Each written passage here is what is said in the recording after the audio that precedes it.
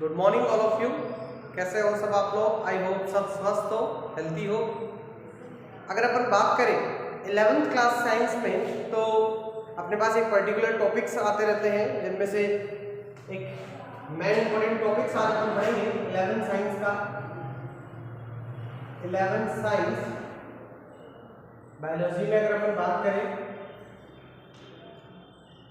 तो अपने पास एक यूनिट है, यूनिट नंबर 5, जिसमें अपन ह्यूमन फिजियोलॉजी को पढ़ेंगे। किसको पढ़ेंगे? ह्यूमन फिजियोलॉजी को, जिसमें कुछ इंपॉर्टेंट टॉपिक्स आएंगे अपने पास ह्यूमन फिजियोलॉजी के। ह्यूमन फिजियोलॉजी को बोलते हैं मानव कार्यकी। ये एनसीईआरटी के अकॉर्डिंग 11th क्लास में है और आरबीएससी के अकॉर्डिंग 12th क्लास में है। तो आप लोगों के सबके एनसीईआरटी की बुक चलती है, इसलिए आप लोगों को मानव कार्यकी से संबंधित सभी चैप्टर्स 11th क्लास में ही पढ़ने को मिलते हैं, जिसमें कुछ इंपॉर्टेंट टॉपिक्स आते हैं, जिनमें से आज अपन एक पर्टिकुलर टॉपिक पढ़ रहे हैं, ब्लड को, रक्त को। किसको पढ़ रहे हैं? रक्त को। ब्लड की अगर अपन बात करें, रक्त की, तो ये मुख्य संगठन आता है ब्लड सर्कुलेटरी सिस्टम का। मतलब मानव के जो रक्त परिसंचरण है, रक्त परिसंचरण,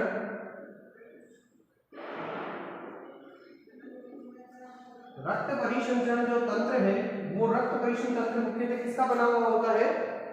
रक्त का। क्योंकि रक्त जो है वो एक प्रकार का तरल संयोजी ऊतक है। क्या है? तरल संयोजी ऊतक। ब्लड कनेक्टिव टिश्यू है। क्या है? Connective tissue. अगर अपन बात करें लिक्विड कनेक्टिव टिश्यू की, तो लिक्विड कनेक्टिव टिश्यू का जो सबसे मुख्य उदाहरण है वो क्या आता है? वही रक्त। इस तरीके का लिक्विड कनेक्टिव टिश्यू है, जो शरीर का सबसे कोमल ऊतक होता है। क्या होता है? शरीर का सबसे कोमल ऊतक होता है। ये शरीर का इतना सॉफ्ट टिश्यू है कि ये लगभग शरीर के सभी स्थान पर उपस्थित होता है, रक्त। अब मुख्यतः जो रक्त है वो तरल संयोजी ऊतक है, मतलब संयोजी ऊतक का एक प्रकार होता है, शरीर का सबसे कोमल ऊतक होता है, जो मुख्य रूप से रक्त परिसंचरण तंत्र का एक मुख्य घटक है, एक भाग है। अब और अगर कुछ बात करेंगे रक्त की, तो अपन जो बात करें रक्त की, अगर सबसे इंपॉर्टेंट अगर अपन रक्त की बात कर रहे हैं 11th क्लास में, मानव कार्यकी में, ह्यूमन फिजियोलॉजी में, तो सबसे पहले कुछ विशेष बिंदुओं की बात करते हैं रक्त में। अगर सबसे विशेष बिंदु की बात करें रक्त में, तो देखो, सबसे पहले अगर अपन बात करें रक्त की, तो इसके रंग की बात होती है। इसकी बात होती है कलर की। इसका रंग कैसा होता है? तो बहुत इंपॉर्टेंट बात है, ध्यान रखिए कि रक्त का जो रंग होता है वो होता है चमकीला लाल रंग। कैसा होता है? चमकीला लाल, मतलब ब्राइट रेड। कैसा होता है? चमकीला लाल रंग होता है। ऐसा क्यों होता है? इसका रीजन भी ध्यान रखिए कि जो रक्त है, ब्लड है, इसकी एक कोशिका होती है मुख्य घटक के रूप में, आरबीसी। कौन सी? मतलब रक्त के अंदर एक विशेष प्रकार की कोशिका होती है, आरबीसी, रेड ब्लड सेल्स, जिसमें एक हीमोग्लोबिन नामक अणु उपस्थित होता है, जो किसका बना होता है? Fe का। Fe+2 अवस्था में उपस्थित होता है, मतलब इसके अंदर लौह तत्व उपस्थित होता है। और ये जो लौह तत्व है, इसी की उपस्थिति के कारण रक्त का रंग कैसा होता है? लाल। ये आप ध्यान रखें कि रक्त का जो रंग होता है लाल, उसके हीमोग्लोबिन अणु में उपस्थित, हीमोग्लोबिन अणु में उपस्थित लौह तत्व की वजह से होता है, कि लौह तत्व की उपस्थिति के कारण जो रक्त है इसका रंग कैसा होता है? लाल होता है। ठीक है, नेक्स्ट और कुछ इंपॉर्टेंट पॉइंट्स की बात करें तो रक्त की अगर हम मात्रा की बात करें, मतलब क्या वॉल्यूम होता है रक्त का, क्या आयतन होता है, तो यहाँ पर अपन दो आयतन लिखेंगे। सबसे पहले अपन बात करें मेल की, मतलब नर की, पुरुषों में, तो पुरुषों में रक्त की मात्रा थोड़ी अधिक होती है क्योंकि पुरुष जो होते हैं वो महिलाओं की अपेक्षा शारीरिक क्षमता में अधिक मजबूत होते हैं। जो कार्य पुरुष आसानी से कर सकते हैं शारीरिक क्षमता से, वो महिलाएं नहीं कर सकती हैं, इसलिए रक्त की क्षमता भी इसमें अधिक होती है। लगभग 5 से 6 लीटर की इसमें आयतन होती है नर में। नेक्स्ट अगर अपन बात करें फीमेल की, मतलब मादा की, तो मादा में अगर अपन देखें तो इसकी मात्रा 1 लीटर थोड़ी सी कम होती है, 4 से 5 लीटर। ठीक है, नेक्स्ट वॉल्यूम के बाद अगर अपन बात करें, मात्रा के बाद अगर अपन बात करें तो इसके कुछ यूनिट फॉर्म है। जैसे अगर अपन बात करें एक यूनिट जो रक्त का जो दान किया जाता है, डोनेट किया जाता है, उसका मतलब होता है कि 350 ml ब्लड का रक्तदान किया जा सकता है। कितने? 350 ml, मतलब 350 ml मिलीलीटर रक्त को आप क्या कर सकते हो, डोनेट कर सकते हो। ये कुछ विशेष बिंदु है। उसके अलावा और क्या विशेष बिंदु है, तो सबसे इंपॉर्टेंट ध्यान रखें कि रक्त जो है वो किस प्रकार के कार्य करता है। तो सबसे इंपॉर्टेंट ध्यान रखें कि रक्त के कार्य क्या इंपॉर्टेंट है। तो रक्त का सबसे इंपॉर्टेंट जो कार्य होता है वो होता है परिवहन करना। अब किस किस चीज का परिवहन कर सकता है? ऑक्सीजन अणु का, या फिर आप कह सकते हो ऑक्सीजन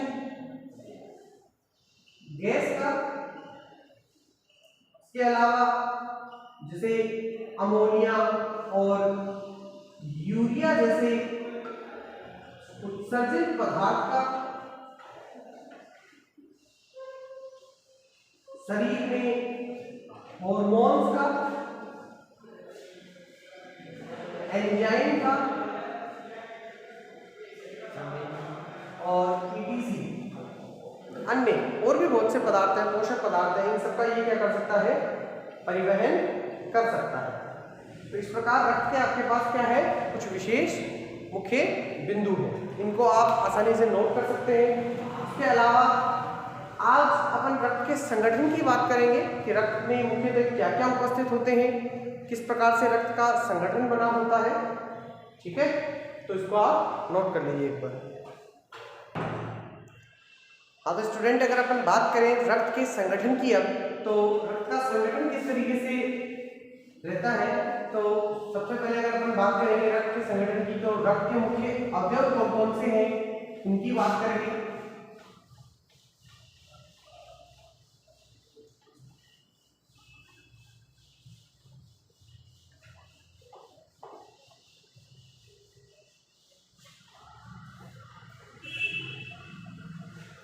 रक्त के मुख्य अवयव कौन कौन से हैं उनकी बात करते हैं। तो सबसे पहले लिखेंगे अपन कंपोजिशन ऑफ ब्लड, रक्त का संगठन। ठीक है, रक्त के संगठन की बात करेंगे कि रक्त का संगठन किस तरीके से बना हुआ है। तो रक्त का मुख्य जो संगठन होता है, कंपोजिशन ऑफ जो ब्लड होता है मैं मुख्य रूप से, तो उसकी अगर अपन बात करें रक्त के संगठन की, तो रक्त मुख्य से दो अवयवों से मिलकर बना होता है। सबसे पहले अगर अपन बात करें प्लाज्मा, जो रक्त प्लाज्मा होता है वो रक्त का वास्तव में 55% पार्ट होता है, 55% पार्ट जो तरल भाग है। क्या है? तरल भाग होता है। कैसा भाग होता है ये? तरल भाग होता है। रक्त का जो तरल भाग होता है वो क्या होता है? प्लाज्मा, जिसके अंदर अपने पास कौन कौन से संगठन होते हैं? रक्त की अगर अपन बात करें तो इसके अंदर मुख्यतः अपने पास दो संगठन होते हैं, दोनों को मैं अलग अलग लिख देता हूं। एक होता है अकार्बनिक और एक होता है कार्बनिक भाग। अकार्बनिक भाग में अपने पास कौन कौन से भाग मिलते हैं? तो कुछ आयंस मिलते हैं, sodium, chlorine, potassium, calcium, etc। लेकिन कार्बनिक भाग में अपने को मिलते हैं जैसे ग्लूकोज, कुछ प्रोटीन के नाम याद रखें, एल्बुमिन, ग्लोब्यूलिन, यूरिया, ये अवशिष्ट पदार्थ है, CO2 और अवशोषित अन्य पदार्थ, अवशोषित अन्य पदार्थ भी इसमें उपस्थित होते हैं। नेक्स्ट अगर अपन बात करें इसकी ब्लड कॉर्पसेल्स वाले पार्ट की, जिन्हें ब्लड सेल्स क्या बोलते हैं भाई? जिन्हें ब्लड सेल या ब्लड कॉर्पसेल्स, रक्त कणिकाएं, रक्त कणिकाएं भी कहते हैं। ये जो रक्त कणिकाएं होती है मुख्य रूप से रक्त के संगठन में जब आरबीसी जैसी रक्त कणिका उपस्थित होती है तो उसका रंग लाल हो जाता है, जिसको आप मुख्य रूप से ध्यान रखें कि रक्त कणिकाओं में सबसे पहले अगर अपन बात करें 3 रक्त कणिकाएं होती हैं मुख्य रूप से। सबसे पहले है आरबीसी, सेकंड है डब्ल्यूबीसी और नेक्स्ट है ब्लड प्लेटलेट्स। अगर अपन बात करें आरबीसी की, जिसका फुल फॉर्म होता है रेड ब्लड सेल, जिसको बोलते हैं एरिथ्रोसाइट्स। क्या नाम बोलते हैं इसको? एरिथ्रोसाइट्स। आरबीसी का जो वैज्ञानिक नाम होता है, साइंटिफिक नेम होता है, वो होता है एरिथ्रोसाइट्स। ठीक है। नेक्स्ट अगर हम बात करें डब्ल्यूबीसी की, जिनको बोलते हैं व्हाइट ब्लड सेल, और इसका जो टेक्निकल नेम होता है, डब्ल्यूबीसी का जो टेक्निकल नेम होता है, टेक्निकल नेम मानी साइंटिफिक नेम, जो मेडिकल लैंग्वेज में अपन यूज करते हैं, तो वैज्ञानिक दृष्टिकोण से इसका नाम होता है ल्यूकोसाइट। क्या होता है? Leukocytes.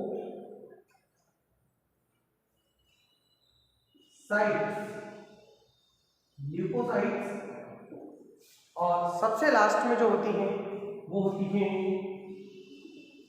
Blood platelets. Blood platelets, और ये जो ब्लड प्लेटलेट्स होती हैं ये मुख्य रूप से रक्त स्कंदन का कार्य करती हैं, रक्त का थक्का बनाने का कार्य करती हैं। इसी प्रकार अपन इनके कार्य भी लिखेंगे। जो आरबीसी होती है, रेड ब्लड सेल्स होती है, इसका कार्य होता है ऑक्सीजन का परिवहन करना। तो इसके लिए हीमोग्लोबिन अणु इसके अंदर उपस्थित होता है। ठीक है। मुख्य रूप से हीमोग्लोबिन अणु की उपस्थिति में ही आरबीसी जो है वो रक्त का परिवहन कर पाती है, ऑक्सीजन अणु का परिवहन कर पाती है रक्त में। तो रक्त का जो मुख्य कार्य है ऑक्सीजन का परिवहन करना, वो जो ऑक्सीजन का परिवहन करने का जो मुख्य कार्य है वो किसके द्वारा होता है? ऑक्सीजन का परिवहन किसके द्वारा होता है? हीमोग्लोबिन अणु के द्वारा, जो मुख्य रूप से आरबीसी नामक कोशिका में उपस्थित होता है। आरबीसी के अंदर हीमोग्लोबिन नामक अणु उपस्थित होता है, जो और गैस का मीन्स रक्त का अंदर ऑक्सीजन गैस का क्या करता है? परिवहन। 4 ऑक्सीजन के अणुओं को परिवहन करने के लिए एक हीमोग्लोबिन आवश्यक होता है। अब नेक्स्ट बात करेंगे अपन व्हाइट ब्लड सेल्स की। तो व्हाइट ब्लड जो सेल्स होती हैं उनका मुख्य कार्य होता है शरीर में रोग प्रतिरोधक क्षमता को बढ़ाना। जो रोग प्रतिरोधक क्षमता होती है,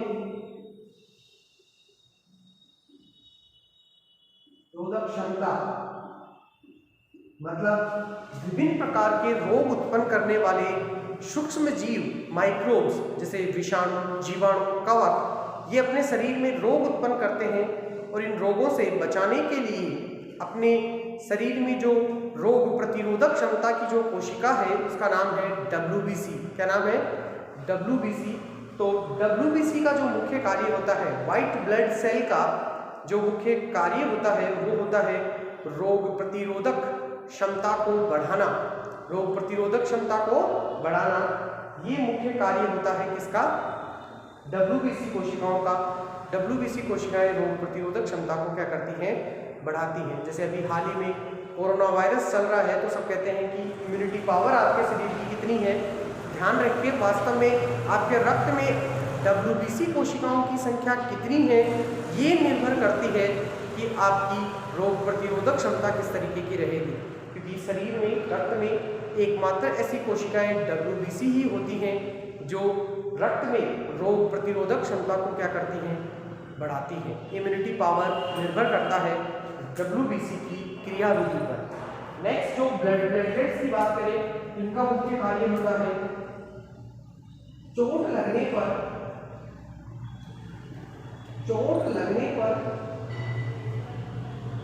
रक्त का स्कंदन या जिसको हम क्या बोलते हैं, थक्का बनना। रक्त का थक्का बनना या स्कंदन करना ये मुख्य कार्य किसका होता है? ये होता है ब्लड प्लेटलेट्स का। जो ब्लड प्लेटलेट्स होती हैं मतलब जो थ्रोम्बोसाइट्स के प्रतिरूप होते हैं या जिन्हें आप बोलते हो रक्त बिंबाणु कोशिकाएं। कौन सी कोशिकाएं होती हैं ये?